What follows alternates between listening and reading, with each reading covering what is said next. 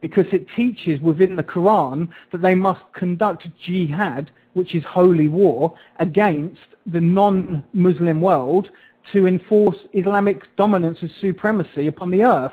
Osama bin Laden sits at the helm of a global army of suicidal Muslim psychopaths that believe that they will go to heaven and receive 72 virgins for killing themselves and killing us in the process. You know, that's the way they rationalize suicide bombings and stuff like that. You know, the enemy we face today is a lot worse than the enemy we faced in Hitler and Nazi Germany and his Nazi party, because, you know, because of the religious dimension to it. These people actually believe that God has told them to fight till the end, until they subdue us under Islamic rule, under Allah's rule. You know, this is a battle now till the end. It's been a battle till the end since the 7th century, but now, you know, we are in a different stage. Touched our shores.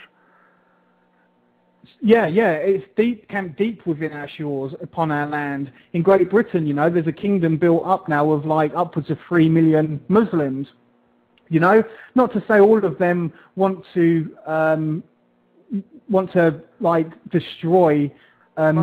My understanding, excuse me, Lionheart, but it's my understanding that it's not so much the first generation Muslims that come into the West, that they want to work, looking for a better life, looking for the freedom, but it turns out being more the second and third generation ones, that they're established, they feel alienated from society, they go to the mosque perhaps now and then, they're not so committed, but then they see the way the Western women are dressing, they see what's on the media, and they hear, you know, I mean, there are things with the West, I'm sure we can agree on, that are morally bankrupt and corrupt as we've turned our back on our Judeo-Christian heritage, and this is something I think that feeds on the aggressiveness of the second and third generation Muslim, who now turns to violence and now turns to a serious look at the Quran, whereas perhaps their parents were just concerned about trying to get out of the hellhole of some Islamic country and come to the West and just make a better living.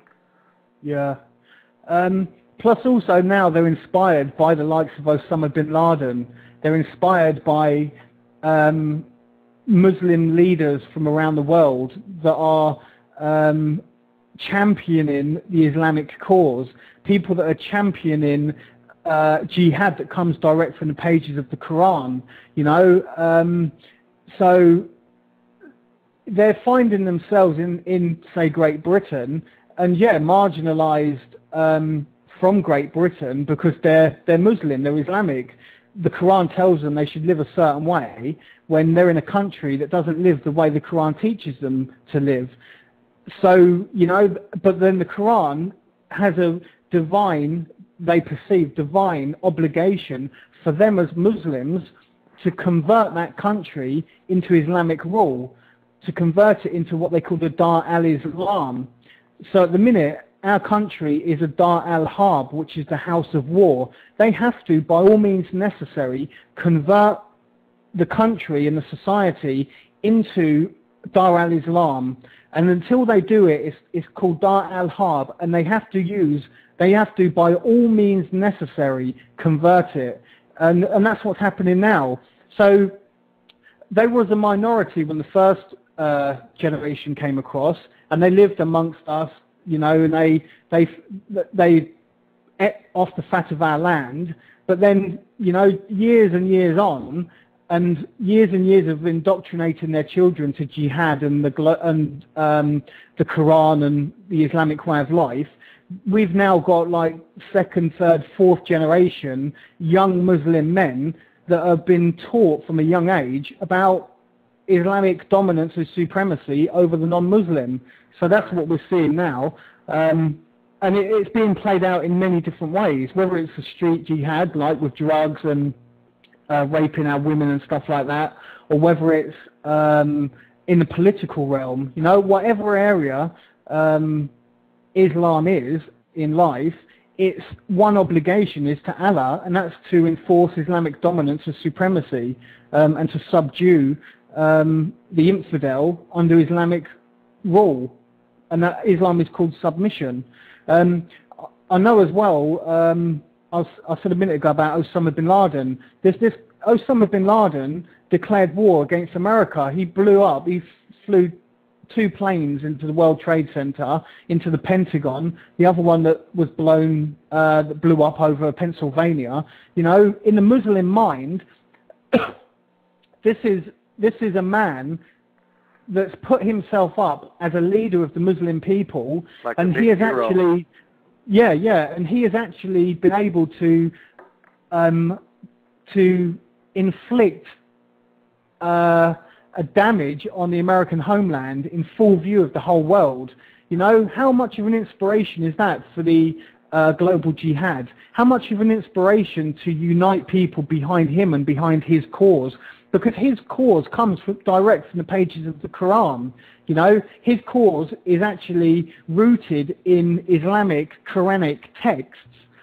So that here's this man actually fulfilling Islamic Quranic texts in our real world, in our reality, and that inspires Muslims around the world to unite and to join in the global jihad that's written down in the pages of the Quran. It emboldens them.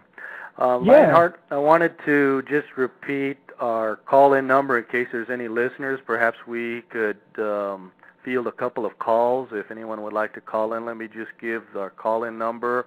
That's area code 646. This is in the United States. You would have to dial 1, of course, and then 646. That's if you're in the United States. 1-646-716-7178. Please call in if you'd like to participate. If you have any questions for Lionheart, any comments relevant to the topic here that we're discussing, we welcome you to call in. We've got maybe another 20, 30 minutes left in this broadcast.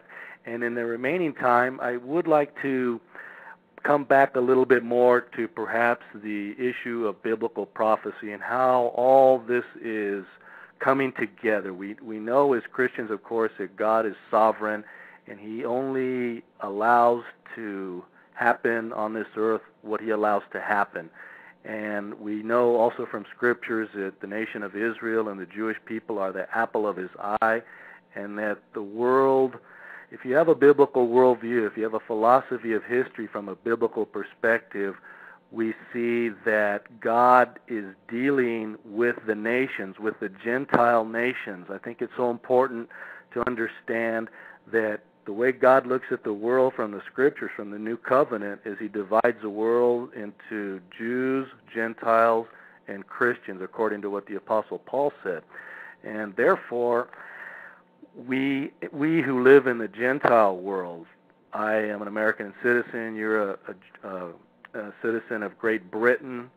I don't know how much longer for, but nevertheless, we see that scripturally that God is focused upon the land of Israel as far as any kind of prophetic purpose. So I'm wondering if you could share any thoughts of what you think, how this might be all tying in together, and I'd be happy to share some of my thoughts. And again, if any listener would like to call in, please feel free and join our discussion here for the next 20, 30 minutes. Go ahead, Lionheart. Well, like I said earlier about Israel becoming a nation, that was a fulfillment of biblical prophecy. In Great Britain and all of Europe, each nation has now signed into the European Union. So now those are United Nations of Europe. I believe end-time prophecy talks of the one world government and the ruler will arise. Now, excuse me a moment here. Now, the Bible also talks not only of a one world government, but a one world economic system and a one world religion. Do you think that the Bible has anything to say about Islam fulfilling that it is the final one world religion that unites the world to come against the Jews in Israel? Yeah, I could see it, definitely. You know, there's many interpretations of biblical prophecy and the end times. So, you know, I keep an open mind about things, but certain things, you know, you can't deny and you can't escape from. Islam is seeking